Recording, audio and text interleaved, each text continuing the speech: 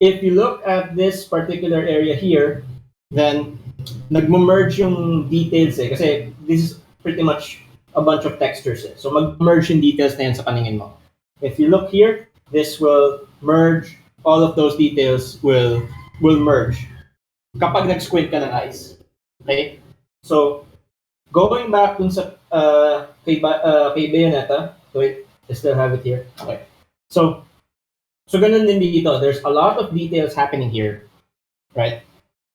So, ang pipiliin mo is ano ba yung pinaka-prominent? Like this circle here and these lines here, and the color of the guns, the white gloves, yung red sa hair niya, the silhouette of her hair. So, you're looking for specific details that you can focus on. Diba? So yung mga parts na alam nating mag-blur lang sa paningin natin, we're going to simplify those.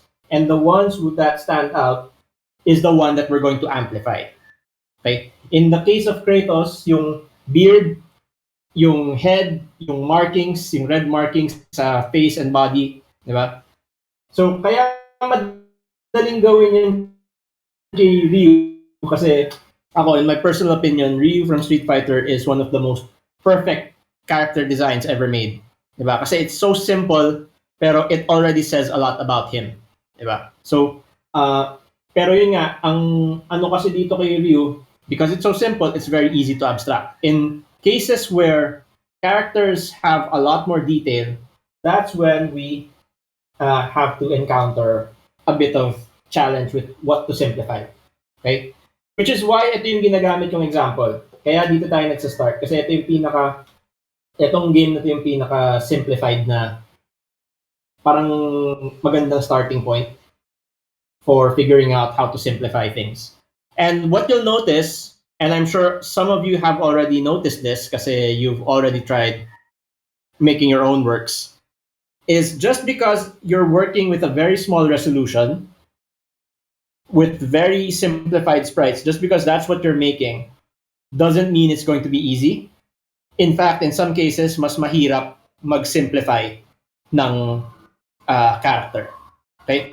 So, we're going to look at, siguro gawin natin, actually, ang gagawin ko na lang is, I'm gonna do a demo with Virgil, and then, yung mga nag-submit na, we're gonna do a feedback session for those who works here na. Okay? So, let me just make my canvas bigger.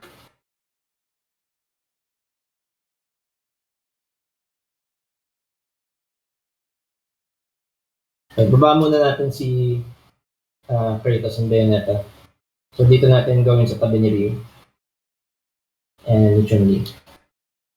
So, when I'm working on a sprite, tinatanggal ko yung white background. Kasi gusto ko nakikita yung checkerboard na pattern kasi nakikita ko saan sila nakapatong, if they're all on the same level. Okay?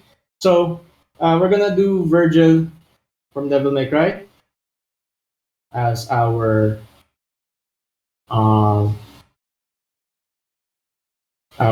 demo for today. Okay, so naglagay na ng picture si Joaquin.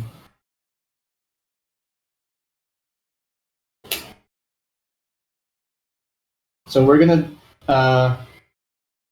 start with this. Now, since by the way, as I go along, if you have any questions, ilagay nyo lang sa chat. Okay, and then babalik-balik ako sa chat every now and then to I'm recording, Joaquin. So,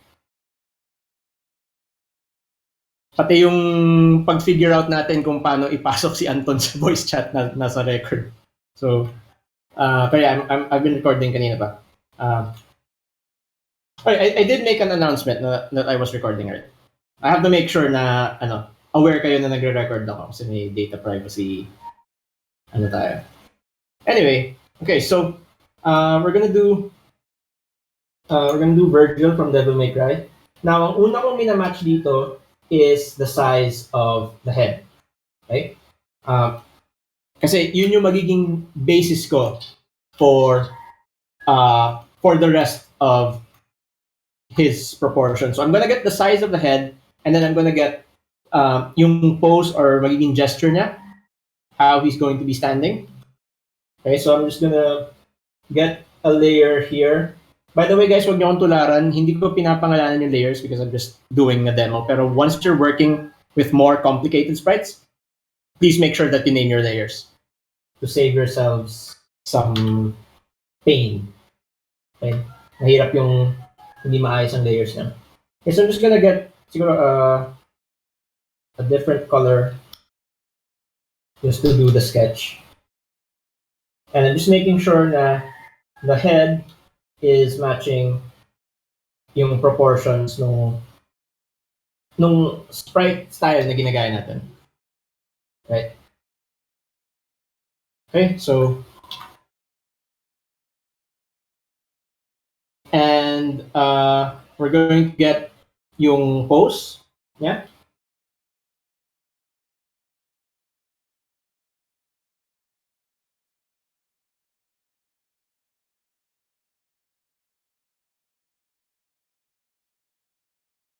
And when I do these, naglalagay na ako ng parang markings for where the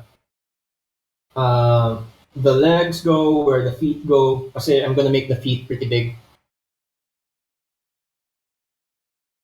This is where the hand is going to be. So the sword is going to be. And then we're going to make edits then to the proportions every now and then.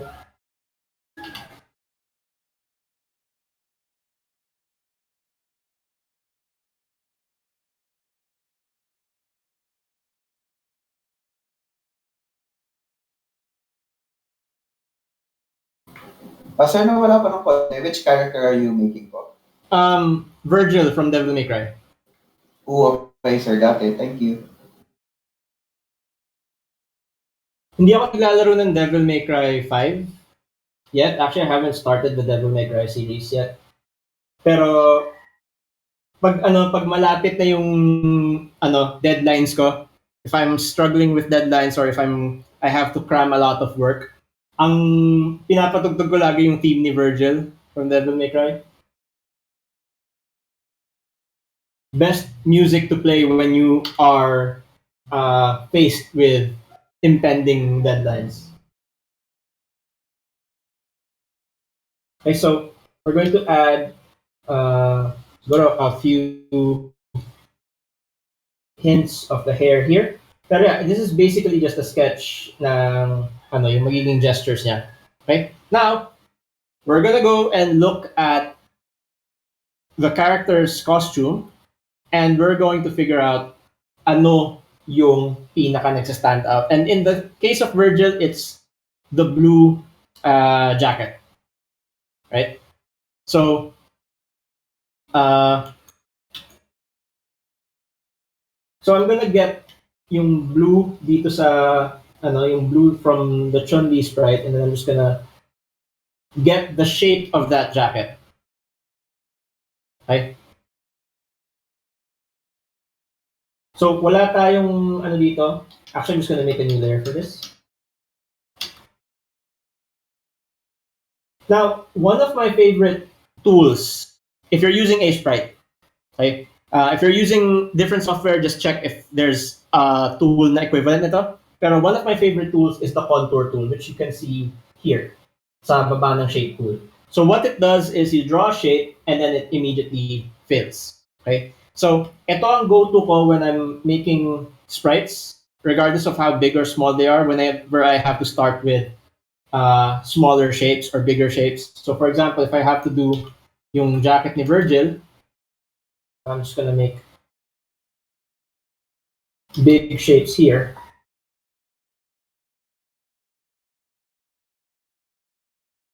Diba? Tapos, bura ka na lang kung may kailangan kang baguhin. And then,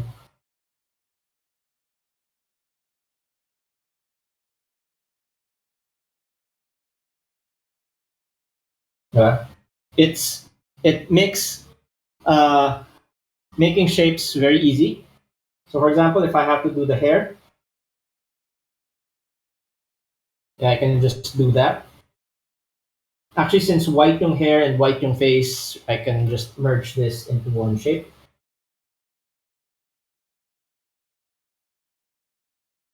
Diba? So ang focus ko lang talaga dito is getting the shapes that I need, right? So now if we look at the costume once again, uh,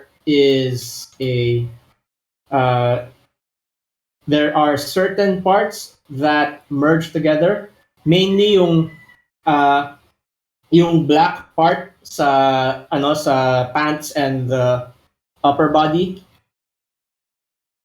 and medyo nagmo-merge na rin sa boots niya. So yung boots, we can make that I think we can also make that blue. So we can take our black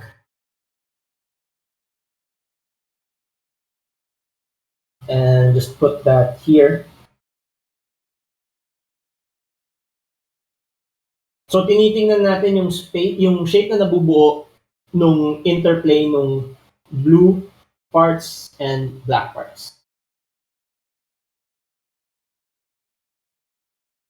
Okay, so I'm just gonna make his boots blue then, and I'm gonna explain why in a second. I know it's brown, but again, we're limited to 3 colors.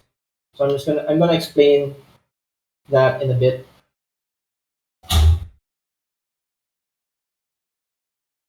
And again, if you have questions, babalik-balikan ko yung chat every now and then, see if you have any questions that I need to answer.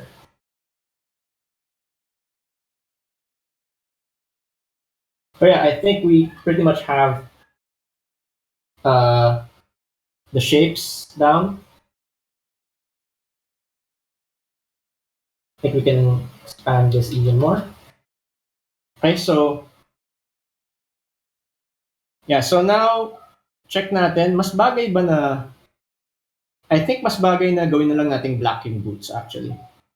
Kasi it's pretty dark eh. So the reason why kinonsider kong going blue yung boots niya for a moment is because I'm also figuring out which parts of the costume is dark and which part is which part is the brightest, which parts are the darkest, and then we're figuring out what's in between. So, i-assign sana natin yung blue dun sa in between na values. Pero I feel like it's going to be much easier to just make this black. So let's just make it black. So may mga decision-making processes kayo dito na dadaanan. Like for example, ito, kinonsider natin na gawing blue yung boots. But the reason why I decided to make them black is because I want to maintain that separation of the jacket and everything else. If I'm going too fast, let me know.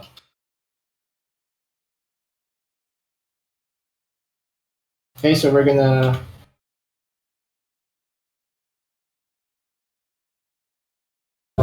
I think I'm gonna raise his hand a little bit here.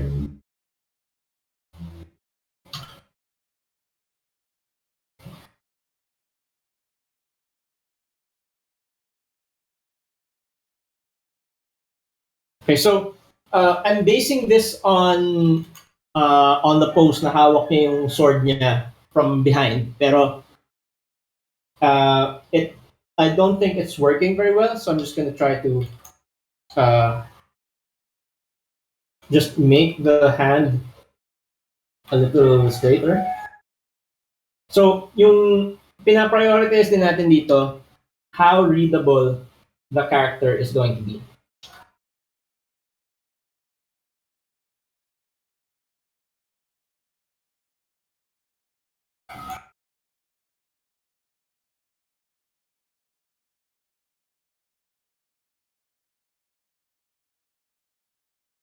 Okay, so we're gonna put the sword here sa likod.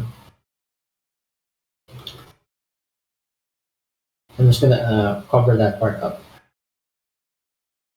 Yeah, there we go. And then I'm gonna use black for his gloves. Tanggalin na natin yung sketch layer.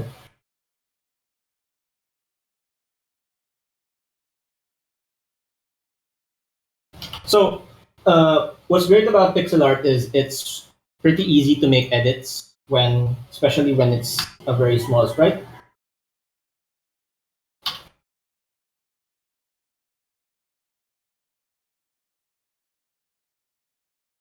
Okay, so I think his gloves are fingerless gloves.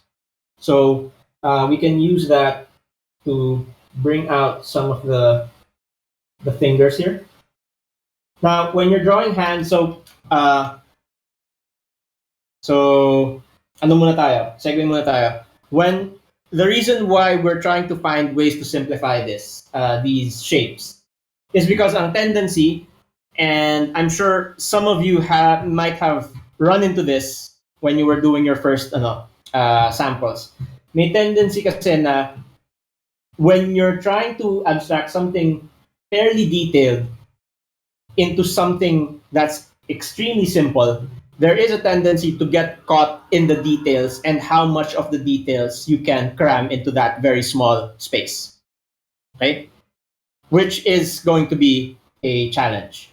Right? So talagang kailangan natin hanapan ng paraan to make things simple. Kasi if you try to cram as much detail as you can, maapektuhan din yung readability.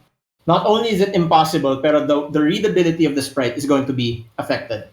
So again, we eliminate details to focus on certain specific details and to maintain yung pagiging recognizable ng character. So yeah, keep in the most important details. In the case of Ryu, it's the headband and the gloves and the hair. Diba? In kay Kratos, it's the beard, the red markings. Diba? Kay Chun-Li, it's the hair, the white things on her hair. Diba? So yeah, we're gonna do the face now.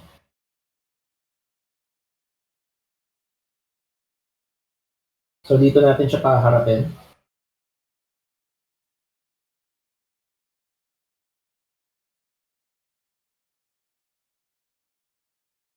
So I don't know much about these characters kasi again I haven't played Devil May Cry. So Virgil to me just feels like an edgy Dante. Apologies to Yes. Virgil fans. Yes, totoo po yun. Okay. Sir. Alright, so tama nga yung ano ko. Kasi laging ganun, di ba? Laging the main character has to have an edgy counterpart. I think that's ano kasi parang that makes for good not necessarily good storytelling pero good merchandising. Kasi if you have but may tendency na the characters who are the edgy counterparts, they tend to be very popular. So I guess it's good for people who are very into like yung medyo darker versions ng characters na gusto nila.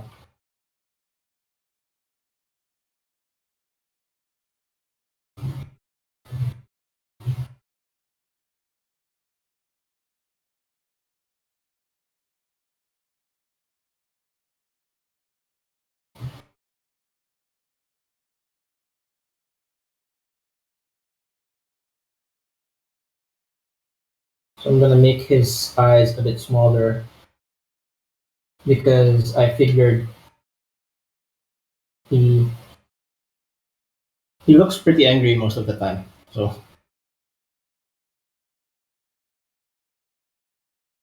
there are characters like this when done right, they're really fun. Minsan kasi ano parang pag sobrang edgy ng character nagmumukha lang siyang alam mo parang nagiging dark for the sake just for the sake of being dark.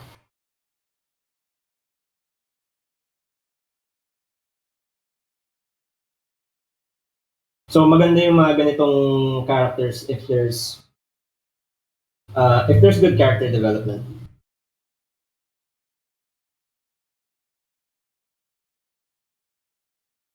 Like you can make them darker or edgier at the beginning. Pero if they stay that way the whole story, parang walang masyadong dating pag ganun. Okay, so alright, so we're gonna get the shape of. I think I can simplify this a bit more.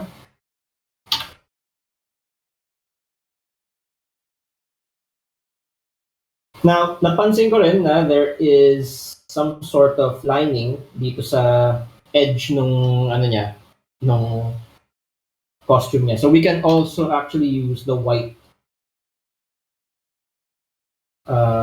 pixels here.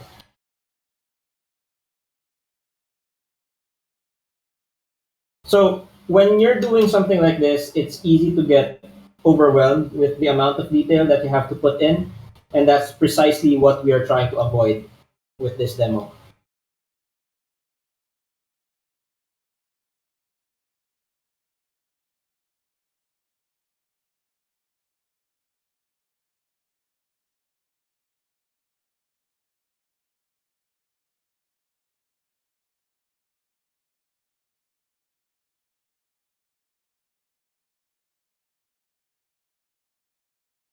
So now I'm just adding line art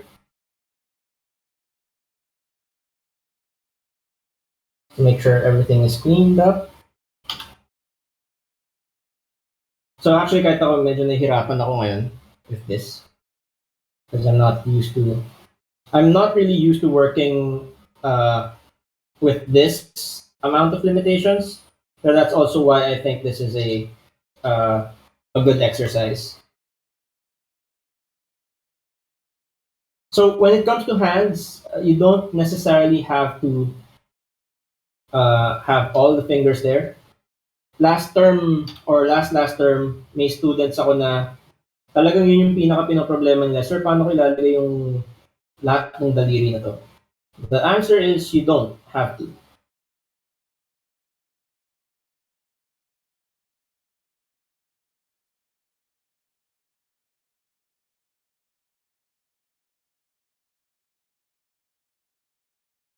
Okay, so we're gonna add a little overlap here to indicate na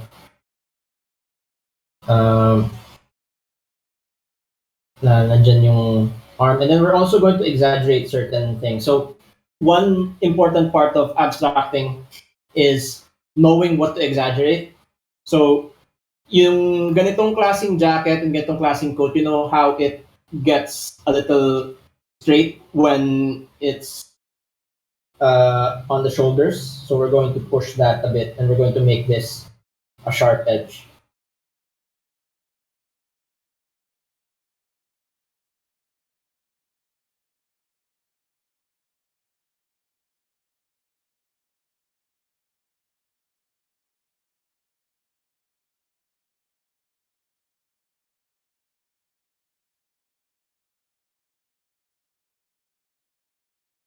Okay, so alright, so may mga questions tayo dito so far.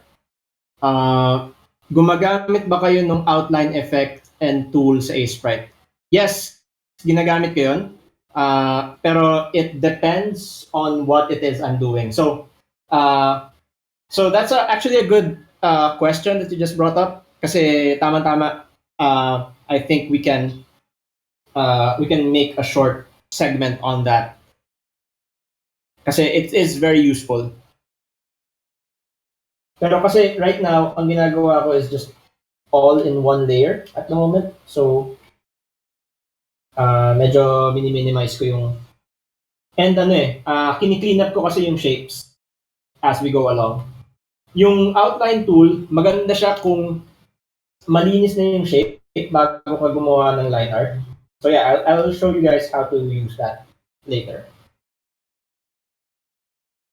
So mag-a-adjust ako ng konti dito. So I think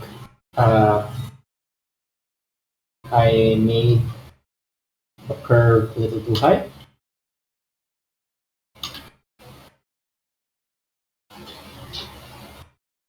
And that's better. I think I can make the hands a little bigger, actually.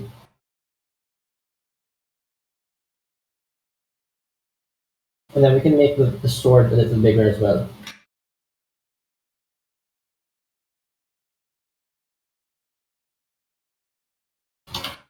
So yung do's and don'ts of line art is on the video. So hindi na ako masyadong mag-explain about avoiding jagged lines and stuff like that.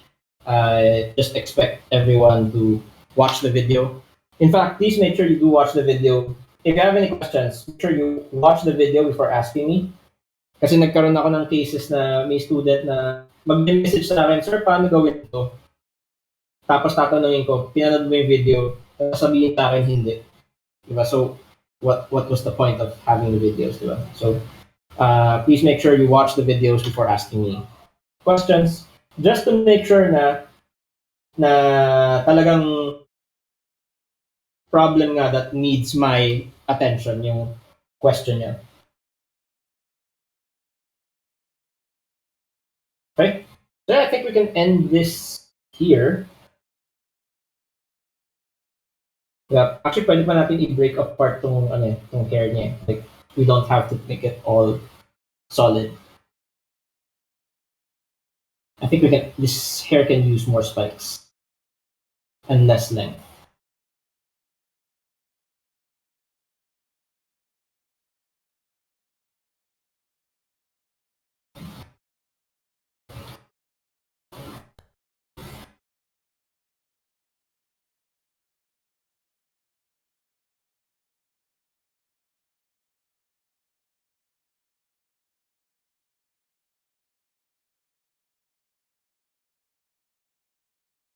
Okay, so yeah, I guess that's it. Any questions so far? Kung meron kayong along the way, kung may part ng process that wasn't clear, let me know. Kasi minsan, especially with demos like this, it's actually a bit difficult to talk while drawing. So there might be instances where I miss explaining a few things as I went. So if anything was confusing, please let me know. Sir, question. Sure.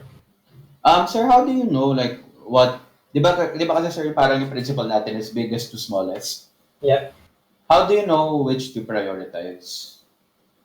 Okay, so ang ipa-prioritize mo for mag-aano ka parang you're going to pause for a bit and look at the character that you are abstracting.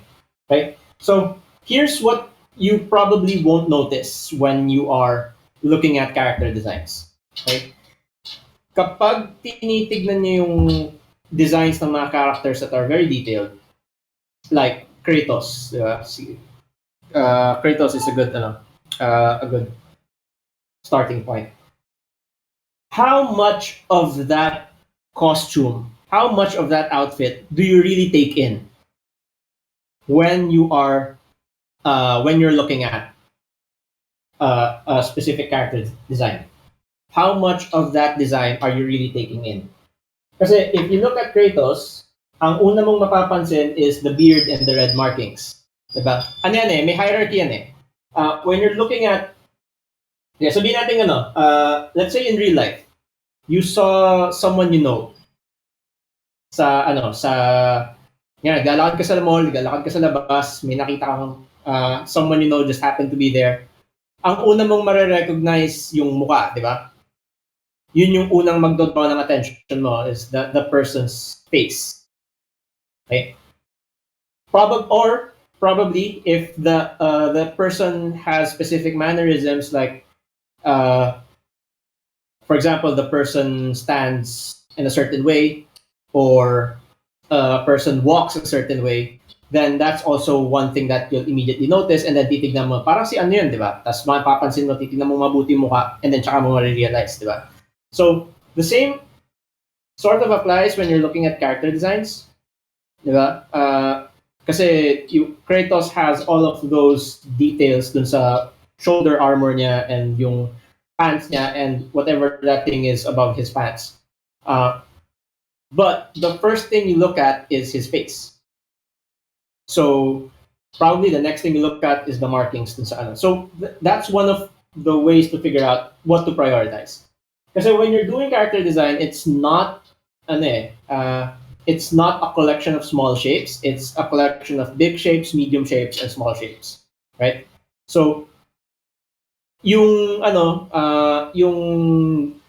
extra details of the character is something that you actually look at or end up appreciating when you look at the character for a longer period of time. Diba? Pag matagal mo na siya tinititigan, then tsaka mo mapapansin yung secondary and tertiary details like probably earrings or patterns dun sa damit. Diba? And if you are, let's say, sige, so, let's say you're playing Devil May Cry, right? And you're playing as Virgil. And Devil May Cry is a very action-oriented game, right? Which means most of the time, most of the time, you're probably moving, or Virgil is probably moving. Enemies are probably moving around very quickly, right?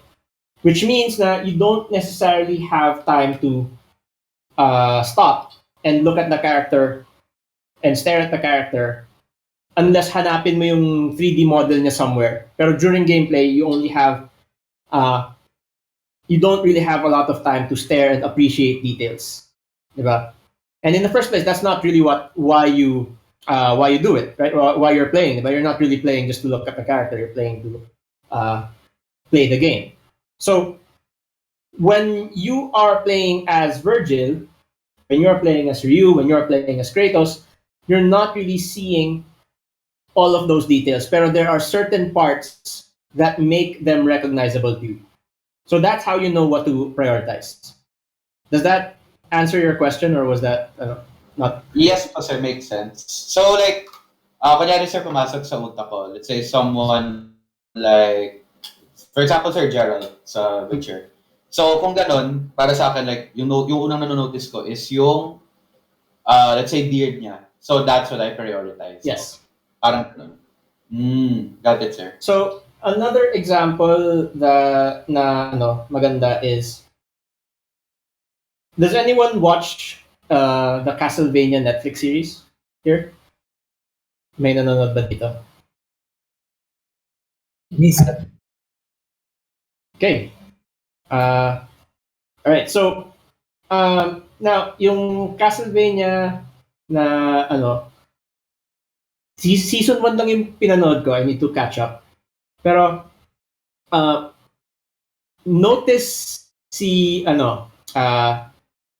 notice yung character design of Alucard sa Castlevania na Netflix series. Alucard is probably one of the most popular Castlevania characters ever. Right? So, now, I'm not sure if any of you have played this kasi most probably lumabas to before you were born. Pero there's a game called Castlevania Symphony of the Night na si Alucard ang main character, or si Alucard ang playable character. Which is actually why Alucard is so popular right now. Yung design ni Alucard from the show actually comes from this game. No, hindi siya yung NES na game. Siya yung PS1 na game. It's for the first PlayStation. So let me just look up some sprites. So just to show you how these are prioritized. So yes, so yan, tingnan yung tsura ni Alucard. Oh, may naglaro ng Aria of Sorrow. That's also nice. But yeah, this is Alucard. Okay, so let me look up his sprite from Symphony of the Night. By the way, if you haven't played Symphony of the Night is the reason why there's a Metroidvania genre. So I highly recommend. So are you trying to show us something sa stream? No, I'm still looking for the sprite. Ilalagay ko sa Ace sprite. So yeah, wait.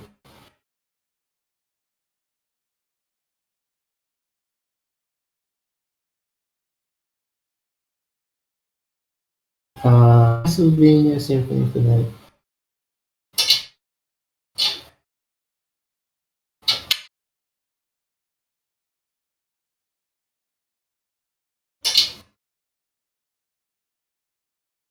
Also, it's for those of you who really like the Netflix series, yung lalabas na kasunod is actually the prequel of Symphony of the Night, so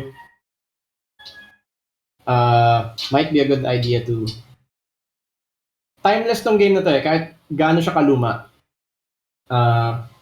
It's something that you'll still probably enjoy.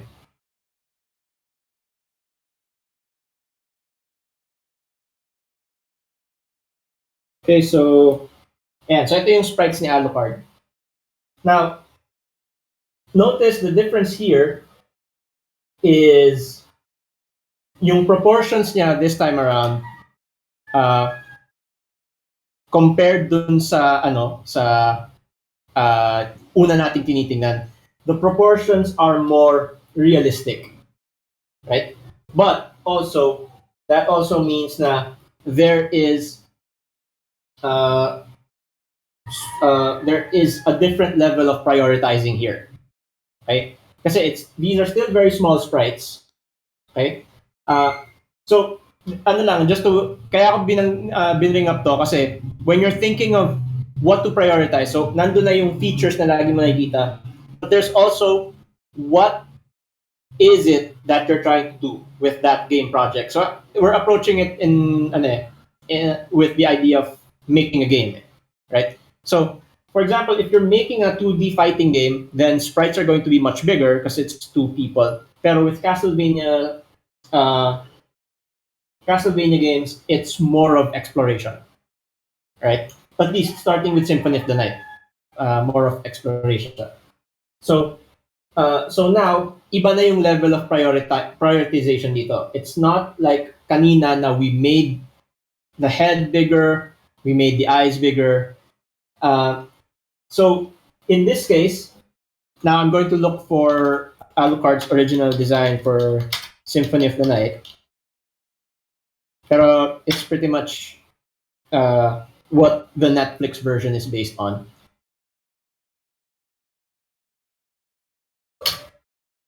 Just so you know what. Sir, I noticed lang po, pero in the sprite sheet you're showing right now, di ba they had CRT TVs in mind Yes. when they made that? Got it. Lahat ng pixel art noon is meant for CRT TVs. So, which is why old games look best when you have a CRT TV. So ito yung character design ni Alucard from Symphony of the Night, right? So nakikita nyo dito, this is actually a good exercise, by the way. You can go and look up character designs and then the sprite versions and compare. Kasi pwede niyang gawin yan as a study of what to prioritize. Pero, yan no, so mapapansin nyo, parang yung ginagawa natin kanina, the gold parts here, there's a lot of detail sa gold parts, but it was simplified into just these small lines. You don't even see every single bit of it. Pero there is enough information to show na parts of his costume is gold. Then there's the hair, there's the cape. Yung details dito, like if you look at the details here and here sa legs, nagmo-merge siya. So they tend to just use just one color for it. Okay? By the way, just for fun, papakita ko rin sa inyo yung itsura ni Alucard before he was redesigned for this. Kasi yung original Alucard na design literally looks like yung generic na Dracula. So let me see if I can find it.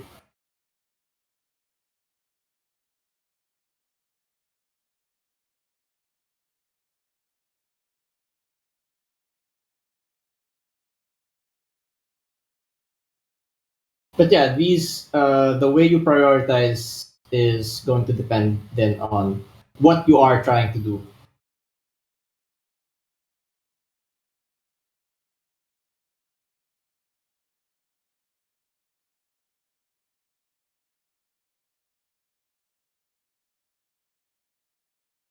Okay.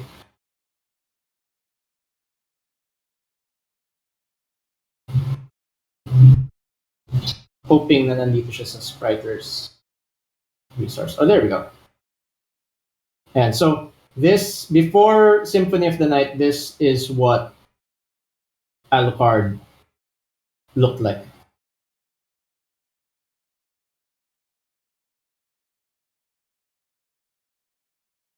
Kasi yung Netflix na series is based on Castlevania 3 for the NES. So yeah, that's what Alucard used to look like before before siya maging goth, long-haired, So yeah, malaki difference. Pero here, again, just to make a point, diba? The way na with limited colors, the way this is prioritized then is also yung shape ng hair, shape ng cape, shape ng body, and you have something that's readable and recognizable. And ang priority kasi natin is readability. Okay? So yeah, that's pretty much it for abstraction. Are there any questions so far? Kamukha niya si Ra's al Ghul.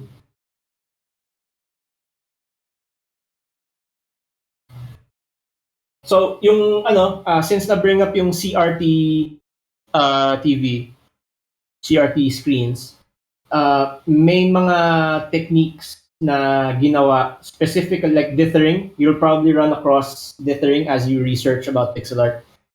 Dithering, anti-aliasing, those were done with CRT TVs in mind. I forgot kung ano yung Twitter account na yun. There's this Twitter account na ginagawa lang niya is pinapakita niya yung game without CRTs, without the CRT screen, and then the game on an actual CRT TV, and then nakikita niya yung paano sila nagbe-blend together. And even early low resolution na 3D games are made with CRT TVs in mind. So for those of you who are into retro gaming, it's a good idea to get a CRT. Ako wala na ako mahanap na CRT, so I'm just making do with a more modern TV. Pero it's better to get a CRT. Yeah, medyo mahal na yun siguro, and most likely it's going to be difficult to find one that's in perfect working condition.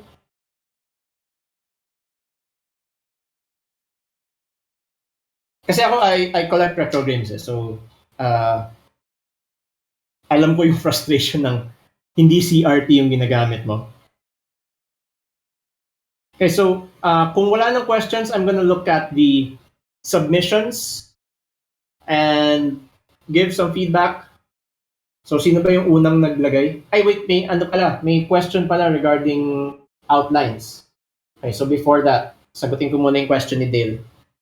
Sir, you focus muna sa silhouette ng character before small details. Yes, silhouette muna. Kasi kailangan readable yung silhouette especially when you're animating. So we're gonna go more into that when we're animating. But to answer the question about outlines, so if you don't know how to use that tool sa Sprite, let's say na meron tayong shape. Okay. So you go to effects, edit, effects, outline, and then you can choose the color of your outline. So I'm going natin black. Tapos may options ka dito. Is it outside, parang outer stroke, or inside? Right? So you can choose that. You can also make it so that yung outline, the corners also have outlines. You can make it so that only horizontal pixels have outlines or only vertical. So ngayon, this is very very useful. Pero ang problem kasi dito, hindi siya kagaya ng Photoshop. Sa Photoshop kasi you can add the stroke effect, di ba, na magkakaroon ng outline yung layer mo. And then you can turn it on and off as you please.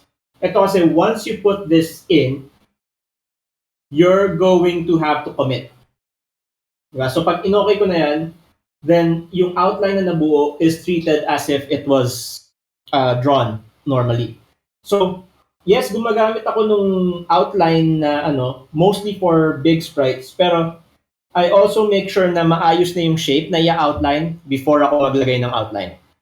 So, yun lang yung caveat ng outline tool. It can make things quicker, pero it can also slow you down if hindi ka pa pala sure dun sa shape na ginagawa mo, and you might mess something up. Right? So yeah, yan yung that's what the outline thing is about. Sir, is the deadline for line art today? No, the deadline is going to be next week. Okay, masyadong maaga kung today ko gagawin. Kasi we still have a feedback session next week. So, chill ka lang. Next week pa yan. Okay? Alright, so sino yung mga nag-submit? I think, by the way, pag magsasubmit kayo ng samples,